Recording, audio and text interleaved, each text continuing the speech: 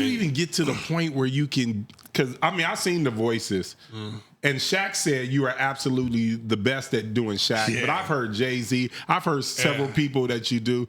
I think that shit is fucking amazing. How do you get to? How as a young kid? How do you be like, nah, I'm a master all their tendencies, all their expressions, and do that? Because you don't see that often. Yeah, I think that's a combination of a couple things. Like I said, growing up, I was a latchkey kid.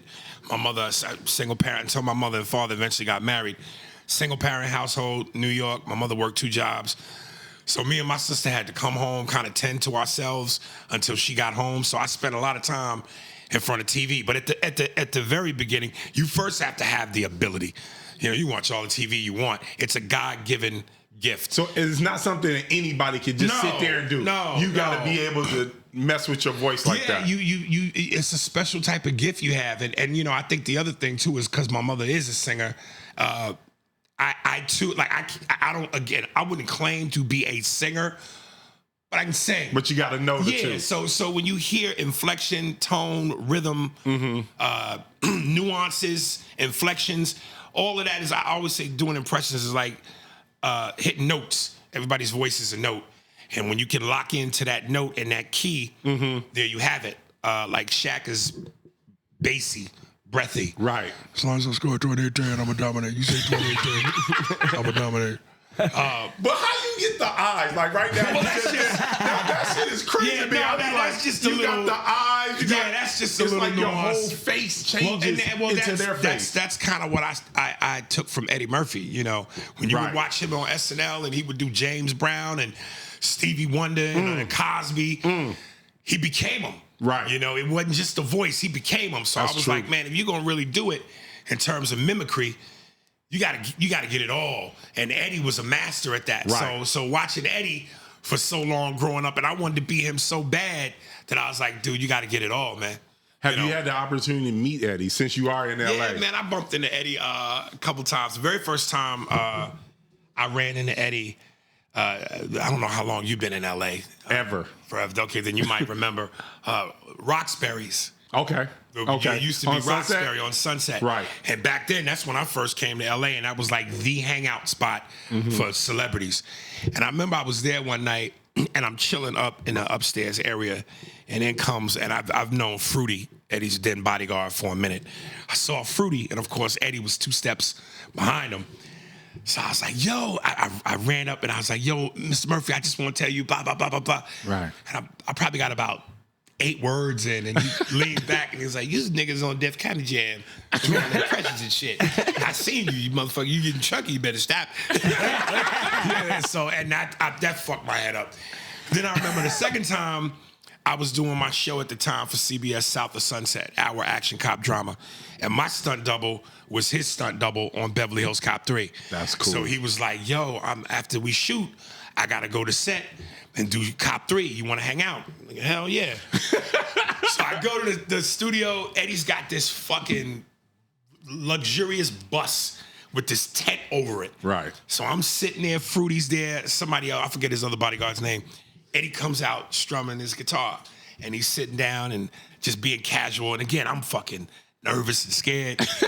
So at one point, he started having a conversation about something, and I kept trying to chime in, being funny, but trying to make it seem organic to the moment. Right. Now, this is like, you a young dude at Venice Beach playing pickup ball, and come Jordan, you want to show your best moves.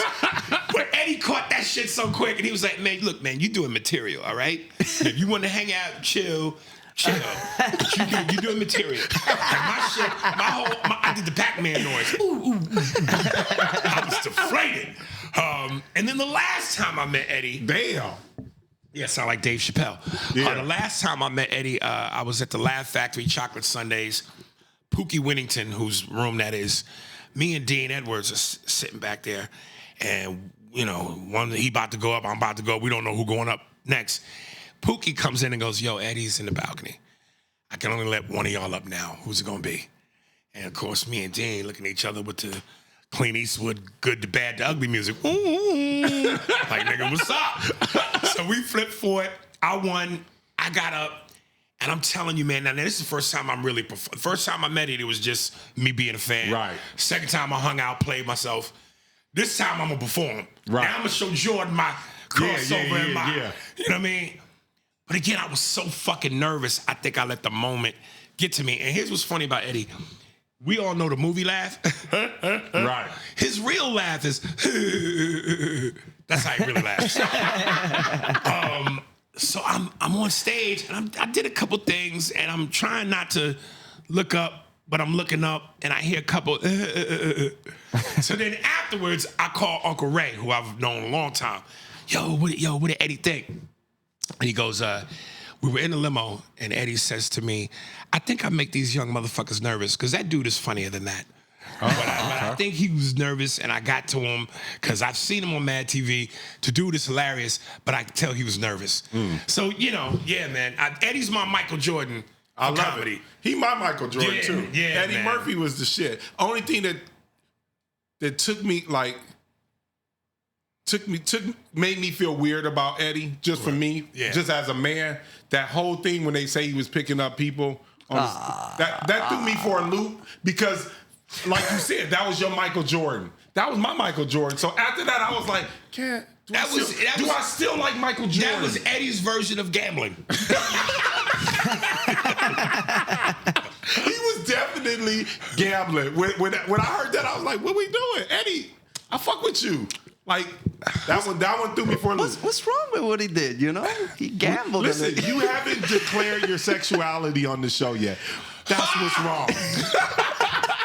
It's hilarious. Oh, no, we let everybody have it here. This is a free place. It's a safe place for people. I'm just saying. He hasn't declared it, but his wardrobe has. Shit. Damn. Yeah, take that. Yeah, I'll take it. I'll take it. So There you speaking go. of you call